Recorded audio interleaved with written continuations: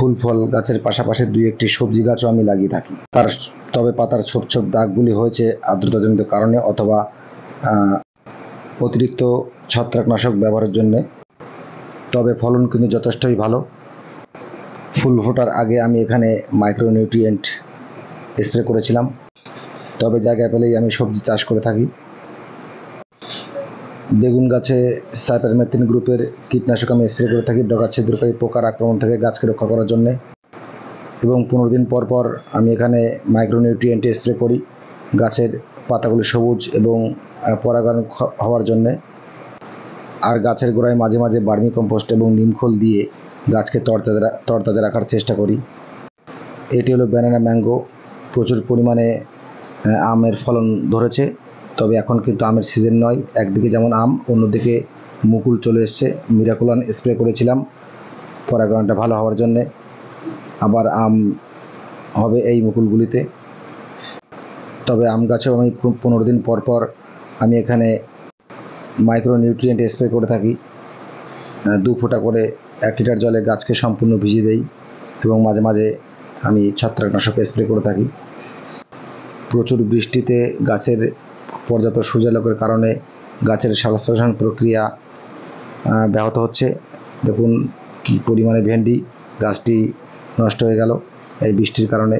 গাছের যেভাবে গ্রোথ রয়েছে প্রচুর পরিমাণে ভেন্ডি হতে বাধ্য। তবে বেশিরভাগ গাছই বর্ষাকালে তার নিজস্ব রূপ ধারণ করে। পাতা সবুজ, তেমনি নতুন ডালপালাও ছাড়ে। কামরাঙা গাছের গ্রোথ দেখে মনে হচ্ছে এবার প্রচুর পরিমাণে ফলন হতে পারে। তবে এই কামরাঙা গাছের আরও আপডেট আমি পরের ভিডিওতে আমি আবার দেব। পাশেই দেখুন একটি জবা গাছ, অনেক জবা ফুল এখানে ফোটে। ঘিয়ে কালারের, দেখতে খুব সুন্দর, মাঝখানে লালচে বর্ণ, দারুণ দেখতে। আর পাশাপাশি প্রচুর পরিমাণে কুড়ি এসছে গাছে। আর অল্প কম বেশি জল যা জমেছে খুব তাড়াতাড়ি শুকিয়ে যাবে। তার কারণ হচ্ছে আমার জমিটি একটু উঁচু আছে। পাশাপাশি দেখুন একটু পেয়ারা গাছ, পেয়ারা গাছে বারুইপুর পেয়ারা। এই পেয়ারা গাছের ডাল মুচিয়ে দিলে পাশাপাশি অনেক ডাল বেরোয়। আর সেই নতুন ডালে প্রচুর পরিমাণে পেয়ারার ফুল আসে। পাশাপাশি দেখুন লেবু গাছ।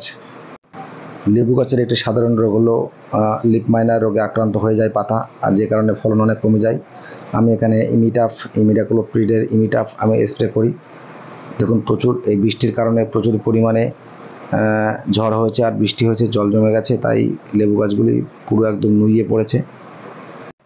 অনেকে বলে গাছ নার্সারি থেকে এনে আমি বাঁচাতে পারি না, কিন্তু আমি এই কদিন আগে একটি পেঁপে গাছ এনে বসিয়েছি এবং বেঁচেও গেছে। আপনারা দেখতে পাচ্ছেন গাছের গোড়ায় জল জমেনি, গাছটি মরবে না। পাশাপাশি জবা গাছের প্রুনিং করার পরে নতুন পাতা ও কুড়ি এসছে, পাশাপাশি ফুলও ফুটেছে। 15 দিন পর পর আমি এখানে এপসম সল্ট 1 চামচ করে 1 লিটার জলে স্প্রে করে থাকি পাতার সবুজ কালার ফিরিয়ে আনার জন্য এবং গাছে প্রচুর পরিমাণে ফুল ও কুড়ি আনার জন্যে। তার সাথে গোড়ায় আমি ভার্মি কম্পোস্ট এবং নিমখোল দিয়ে থাকি। পাশাপাশি দেখুন ভেন্ডি গাছে কি পরিমাণে ভেন্ডি হয়েছে। প্রত্যেকটি পাতার ডগায় প্রত্যেকটি পাতার গোড়ায় এখানে প্রচুর পরিমাণে ভেন্ডি। দূরে যে আখ গাছটি দেখতে পাচ্ছেন, বিনা যত্নে আখ গাছটি বেড়ে উঠেছে, কোনো যত্ন ছাড়াই। এই ভেন্ডিগুলি একদিন পর পর একদিন তুলতে হয়। পাশাপাশি দেখুন আমি আপনাদের আগেও দেখিয়েছিলাম পিঙ্ক জামরুল। এই জামরুল গাছে প্রচুর পরিমাণে জামরুল হয়েছিল, আমি আপনাদের ভিডিওতে দেখিয়েছিলাম। আবার নতুন করে ফুল এসছে, কিন্তু বৃষ্টির কারণে কিছু জামরুলের ফুল ঝরে পড়েছে। এগুলি সম্পূর্ণ ন্যাচারাল ব্যাপার। তবে যে পরিমাণে গাছের গ্রোথ, তবে সামনের বছর আবার প্রচুর পরিমাণে ফুল ও ফল হবে। পাশাপাশি একটি আঙুর গাছ আমি এখানে লাগিয়েছিলাম 5-6 মাস আগে, তবে গাছটি আস্তে আস্তে বড় হচ্ছে। এর আপডেট আমি আস্তে আস্তে আপনাদের দেব। এটি একটি রেয়ার ফল গাছ, এটি হচ্ছে অরবরই গাছ। গাছের গোড়ায় জল জমেনি, তবে 2-3 বছরের মধ্যে ফুল আসবে। আম গাছের পাতা কেটে দেওয়া একটা সাধারণ ব্যাপার। এটার জন্য ইমিডাক্লোপ্রিডের ইমিটাফ অথবা সাইপারমেথ্রিন গ্রুপের সাইপার গার্ড গাছে স্প্রে করলে গাছের এই কচি পাতাগুলি গুগলি পোকা আর কাটতে পারে না। নতুন নতুন পাতা, নতুন নতুন ডাল যত জন্মাবে তত বেশি সামনের বছর আবার আম হবে। এই সবেদা গাছটি দেখুন নতুন করে ফুল ফুটেছিল, আবার গুটিও বেঁধে গেছে। তো প্রত্যেকটি ডগায় ডগায় যেমন ফুল এসছে তেমনি গুটিও দানা বেঁধেছে।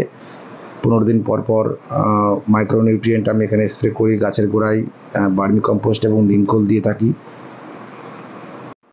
অনেকেই বলেন যে সবেদা গাছের ফুল ঝরে যায়, তার জন্যে বোরন গাছে স্প্রে করতে হবে 2 গ্রাম করে প্রতি লিটার জলে। ফুল ফোটার ঠিক আগে আগে গাছে স্প্রে করলে ফুল ঝরা বন্ধ হয় এবং থোকায় থোকায় সবেদা হতে থাকে।